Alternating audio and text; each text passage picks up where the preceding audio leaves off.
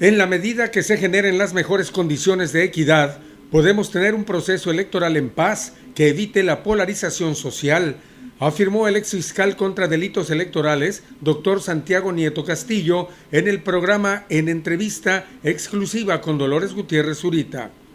El proceso electoral 2018, riesgos y retos, fue el tema del programa en el que el ex titular de la FEPADE destacó que en las elecciones es fundamental respetar las decisiones ciudadanas. A partir de las sentencias, de los acuerdos, de la exigencia ciudadana, podemos tener un proceso electoral para que nos lleve que al 1 de julio no estemos con un país polarizado, sino estemos viendo una transición pacífica o una continuidad pacífica en los ejercicios gubernamentales, pero con este elemento fundamental de la democracia, en paz. Aseveró que el proceso del 1 de julio, en el que se instalarán más de 54,000 casillas en todo el país para elegir por primera vez más de 3,000 cargos de elección popular, representa un reto por diversos factores, como lo es la incertidumbre de saber quién va a ganar en una contienda tan cerrada como se espera, tomando en cuenta que no hay una democracia absoluta. Nieto Castillo explicó que otros factores que impactan en la elección es la violencia de naturaleza social, así como la política que se presenta hacia el interior de los partidos, sobre todo en lo que se refiere a la equidad de género y el que ocasionan los grupos delincuenciales con una serie de acciones ilícitas como el destino de recursos a los partidos para las campañas sin ninguna restricción. La fortaleza de la institucionalidad electoral, también yo lo tendría que plantear aquí como un tema importante. De hecho, la transición democrática en México significó dos cosas: generar un sistema de partidos plural, que hoy tenemos, y por otro lado, generar instituciones electorales, administrativas, jurisdiccionales y de procuración de justicia penal electoral para dar una mejor respuesta a la ciudadanía. Al referirse al descrédito del modelo democrático, destacó que a pesar de los problemas de la democracia, es preferible tenerla, por lo que es necesario confiar en las autoridades para que cumplan con sus funciones de hacer que se respeten las reglas, además de evitar actos de corrupción como el desvío de recursos porque genera inequidad.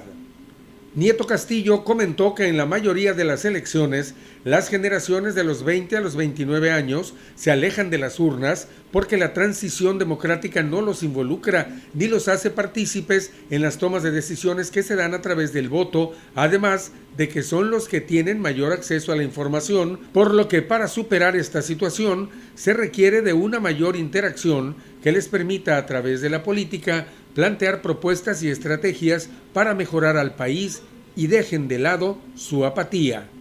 Al referirse al papel de los gobernadores, afirmó: no pueden los servidores públicos desviar recursos a las campañas electorales, no pueden coaccionar a sus subordinados para que voten en un determinado sentido, no pueden obtener apoyos económicos de sus subordinados para apoyar a un partido político o candidato, recursos materiales, recursos humanos, recursos financieros, y creo que la parte central tiene que ver en que no pueden condicionar el ejercicio público, el ejercicio gubernamental o un programa social para efecto de que se vote por un partido político candidato.